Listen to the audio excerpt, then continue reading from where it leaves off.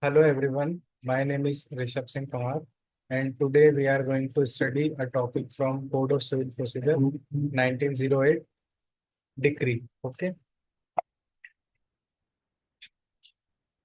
so term decree has been defined under section 2 subclause 2 of the definition clause CPC 1908. Okay, so first I will read the bare provision of this and then later on we will discuss it in extensive manner. Okay. So decree means the formal expression of an adjudication which so far as regards the court expressing it conclusively determines the rights of party with regard to all or any of the matter in the controversy in the suit and may be either preliminary or final. It shall be deemed to include rejection of a plaint and determination of any question within section 144 but shall not include. We will read that later. Okay. So what is decree? Decree means a formal expression of an adjudication. What is formal expression? Formal expression is something in which when we are expressing ourselves, how do we express ourselves? By doing some kind of action. So when decree is made, how a formal expression will be made? The judge will write something down as a judgment. Okay, that is formal expression of a judge. So first of all, in decree, we need formal expression like any written document as judgment. Next is adjudication. Adjudication means deciding any kind of matter by the honorable court. So far, as regards the court expressing it conclusively determines the rights of party. What is conclusive? It means the ending of something. Whenever we write an essay, there is conclusion, or any answer we write, we have conclusion over there. So in a suit, what will be a conclusion? The ending of the suit, that is judgment. Okay.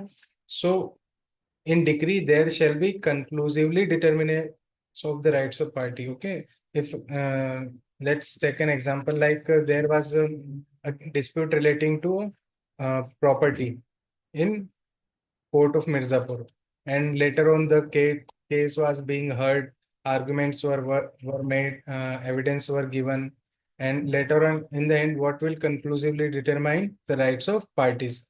That will be judgment or decree. Okay, first of all judgment is made and on the basis of that the reliefs which are given in a document, that is decree. Okay, so there shall be matter in controversy also. Like there are two brothers who have a common house in which they have a common way of exit and entry also.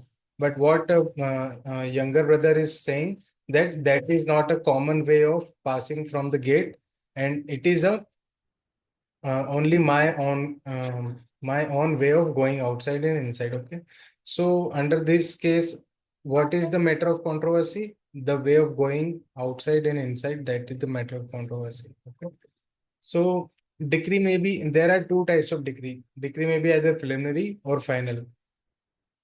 What is preliminary decree? Preliminary decree is something in which there are going to be further more proceeding. Okay, it is not final in nature. And what is final decree? By its term itself, we can understand that in which the all the rights of parties has been properly heard and decided by the honorable court. So we have two types of decrees. Now, what will include the decree?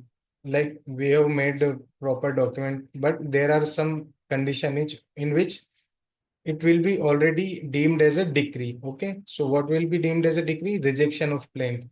So for better understanding of rejection of plaint, we need to go to Order 7, Rule 11 of the Code of Civil Procedure 1908. So there are several grounds for rejection of plaint has been provided, which shall be also considered as a decree. Okay, if your plaint is in within these grounds, 6 grounds. Okay, then it is also known as a decree. Okay, so first of all, what rejection of plaint, Order 7, Rule 11, the plaint shall be rejected in following cases. Number one, where it does not disclose a cause of action. What is the cause of action? Cause of action is a bundle of facts which the plaintiff needs to prove in his favor to get whatever kind of remedy he is asking into the honorable court. Okay. So your plaint should disclose a cause of action. where the relief claimed is undervalued and the plaintiff, on being required by the court to correct the valuation within a time to be fixed by the court, fails to do so. Like your property in the dispute is of valuation of 1 crore, but in relief you are asking only for 5 lakh. Under this condition, that is a undervalued suit. And what will happen that you are asking for 5 lakh as of now. Later on, again, you will file a suit of 95 lakh also. So under this condition, you are consistently wasting the precious time of honorable court and resources also. So you have to make your suit properly valued, not undervalued. Okay. And next, you have undervalued and you have been given time by the honorable court. Like, see, if I am the court, I am the judge of a court, and you have given the plaint to me, and that is undervalued. So I will direct you to kindly correct it or make the proper valuation of the suit. But you fails to do so. Under this condition, rejection of plaint will be considered as decree. Where the relief claimed is properly valued but plaint is written upon paper insufficiently stamped and the plaintiff, on being required to do so, supply the requisite instant paper within a time to be fixed by the court, fails to do so. Okay, your suit is properly valued. You have asked for 1 crore of rupees, which we had earlier discussed. Your valuation of suit is correct, but you have not properly stamped your claim. Under this condition also, the honorable judge or court will give you the time to correct it. Okay.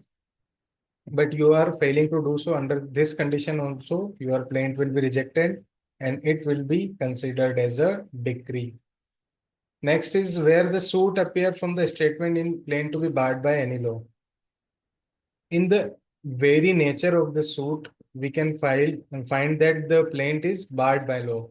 I will take an example like I am going to transfer a property to another person. Okay. But what I am asking from him as a consideration that he should kill one of my enemy.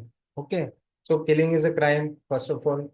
And although there is a contract between us for transfer of property by me to him, but there is a illegal object. So it is barred by law. So whenever the suit appear from the statement in plaint to be barred by law, it shall be also deemed to be rejection of plaint, where it is not filed in duplicate.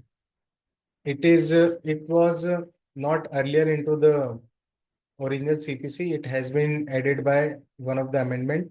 Sorry, I cannot remember the exact year. You have to find it.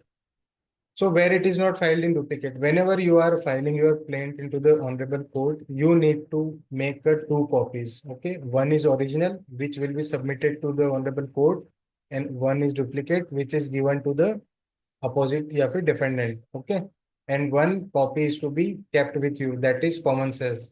Okay, and you cannot do so like you have given original copy also and photocopy only one prepared that has been given to the defendant and you have not kept anything for yourself.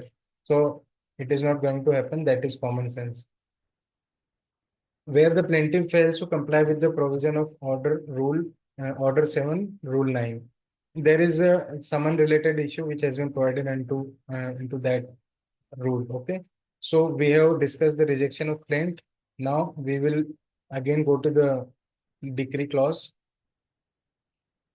So decree shall include rejection of a plaint or determination of any question within section 144. Section 144 of CPC talks about restitution of suits. Okay. But shall not include. Now what shall not be included into a decree? Number one, any adjudication through which an appeal lies and appeal from an order. Okay. So like any kind of in that two brothers dispute where there was a issue of common way of entrance and exit. So in that, we have given, court has given a judgment in which he has given like it will be used as a common entrance and exit for both the brothers. Now the younger brother who was claiming that he is the sole owner of that path, so he will file the appeal before the honorable higher court. So during that period, it shall not include decree. मतलब कि where a decree can be appealed, it shall not be final in nature. Okay. And next is any order of dismissal for default. Like any dismissal for default, what do you mean by default? Default means anything by your own mistake. Okay. If you are not continuously coming to the classes and your attendance is below the 70 percentage as given by the Bar Council of India, and you are hereby rejected to sit into the class, so this is your default. Whenever any kind of mistake is made by a person by himself, then that is default. So any order of dismissal for default where you have committed any kind of mistake and your suit has been dismissed. So in dismissal of default shall not include rejection of a sorry, decree. It shall not be decree. There are two grounds which shall not be decree: an order from any adjudication from which an appeal lies, or any order of dismissal for default. Okay. Now there has been written about a decree is preliminary when further proceeding have to be taken before the court. I have already discussed that can be completely disposed of. It is final when such adjudication completely disposes of the suit of the parties. It may be partly preliminary or partly final. Now, in decree, there will be two parties: decree holder and judgment debtor. Okay. Decree holder has been provided under Section 2, Subclause 3 of the Code of Civil Procedure 1908, and judgment debtor has been provided under Section 2, Subclause 14 of the CPC. So, who is a decree holder? In a person in whose favor a decree has been passed, like the case of that brother in which common entrance and exit was issued. So the elder brother in whose favor the decree has been passed, like they both can use the common way of exit and entrance. In such condition, decree holder will be elder brother, okay, who is big in his age. And judgment debtor means against whom any decree has been passed or order capable of execution has been made. Like, so younger brother against whom a decree has been passed, he was claiming that he is the sole owner of the that path, but he is not according to the judgment of the court. So against whom a decree has been passed, that person shall be known as judgment debtor. So today we have discussed the decree. In upcoming session, we will discuss about the doctrine of res judicata and res subjudice. Okay. Thank you, everyone.